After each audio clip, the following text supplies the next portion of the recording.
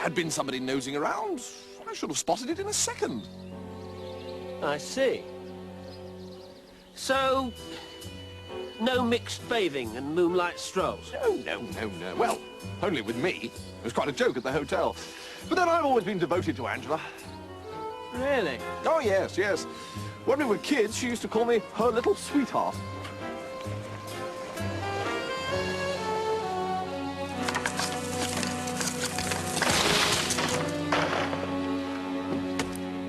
Ah, you're back. You're back. Welcome, Monsieur Anatole. We have no more stuffing with eating, I think, huh? I get my bagage. Jeeves, I can never thank you sufficiently, never. You've saved my husband's digestion. What I want, Dahlia? I didn't know that your master was back, Jeeves. Has he no mercy?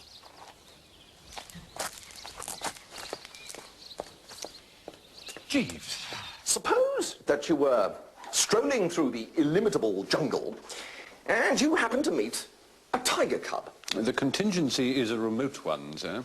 Well, never mind. Let us suppose it. Very good, sir. Let us now suppose that you biffed that tiger cub. And let us further suppose that word reached its mother that you've done so.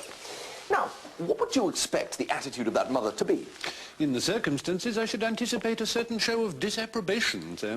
Yes, very good, Jeeves. Very well put. Now, let us suppose that recently there'd been some little coolness between the tiger cub and the tigress. I don't know, for a day or two perhaps they'd not been on speaking terms. Now, do you think this would make any difference to the vim with which the latter would leap to the former's aid? No, sir. No. Well, here then, in brief, is my plan. I will draw my cousin Angela to one side to a secluded spot and I shall roast Tuppy properly. Roast, sir? Disparage, knock, decry, denounce. I shall be very terse about Tuppy, giving it as my opinion that in all the essentials he is more akin to a warthog than an ex-member of a fine old school. And what will ensue? What indeed, sir? No, that was one of those, what's it questions. Rhetorical, sir? Right, yes. Now, hearing him attacked, my cousin Angela's heart will become as sick as mud. The maternal tigress in her will awaken. And no matter what differences they may have had, she will remember only that he is the man she loves and she will leap to his defense. And from there to falling into his arms is but a step. So, how do you react to that, Jeeves? The idea is an ingenious one, sir. Well, we Woosters are ingenious, noted for it. And if one thing gives us the pip, it's the sight of two loving hearts being estranged. I can readily appreciate it, sir. Now, I'm not speaking without knowledge of the form book, you know, on this one. I've tested this theory. Indeed, sir. Oh, yes. And it works. I was standing on Eden Rock in Antibes last month, and a girl I know slightly pointed to this fellow diving into the water and asked me if I didn't think that his legs were about the silliest looking pair of props ever issued to a human being.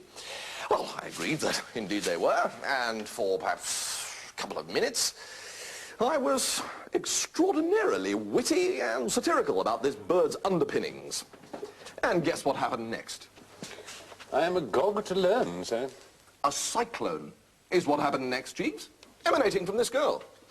She started on my own legs, saying that they weren't much to write home about, and then she moved on to dissect my manners, morals, intellect, general physique, and method of eating asparagus.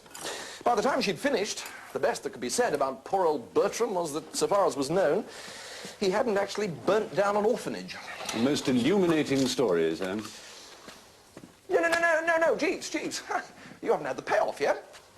Oh, I'm so sorry, sir. The structure of your tale deceived me for a moment into thinking that it was over. No. The point is that she was actually engaged to this fellow with the legs.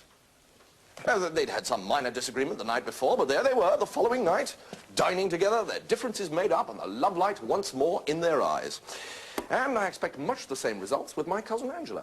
I look forward to it with lively anticipation, sir.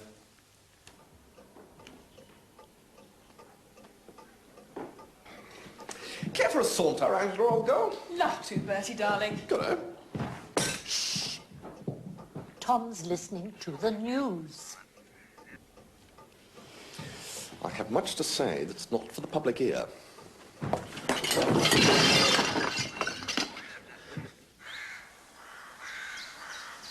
Bertie, darling, this grass is awfully wet. It'll ruin my shoes. Well, put your feet on my lap. All right. You can tickle my ankles. Right. Now, Angela, what about you and Tuppy? Is it true what I hear, that the wedding bells are not going to ring out? Yes, Definitely over, eh? definitely. Well, if you want my opinion, it's a bit of goose for you, old girl. It's a mystery to me how you stood this gloss-up for so long. Is that an animal in the bush over there, Bertie? It sort of rustled. Yeah, it's probably a weasel or something.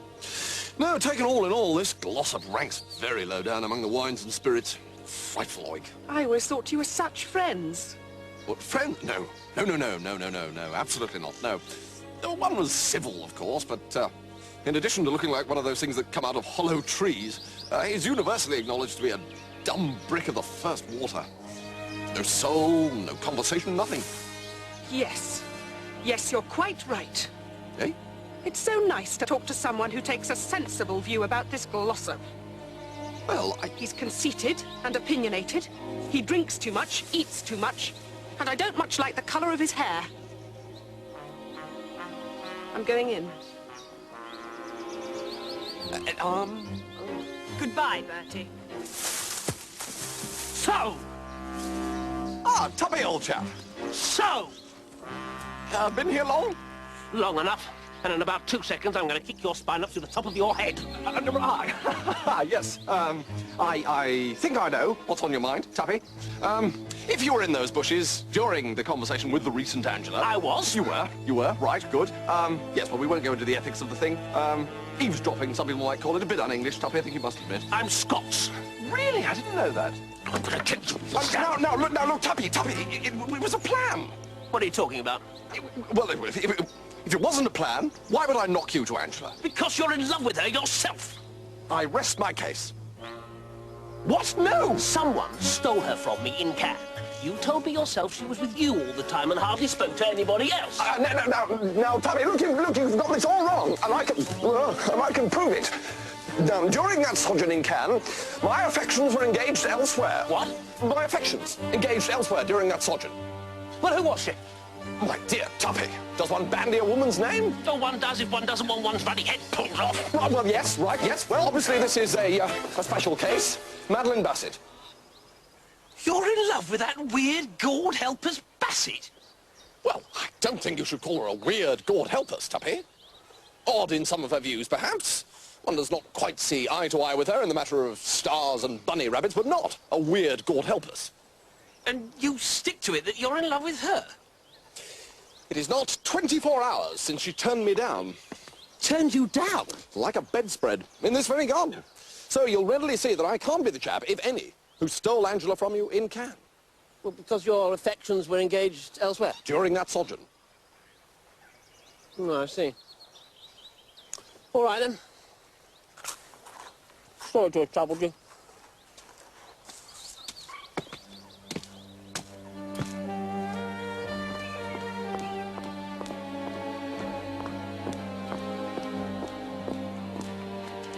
Wasn't just you.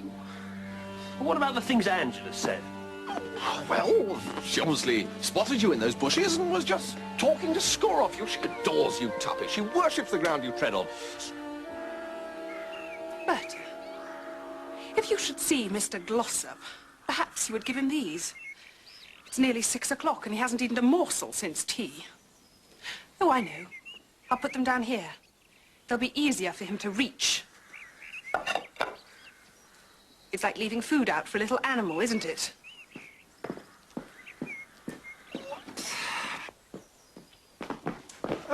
Angela? How still and peaceful everything is.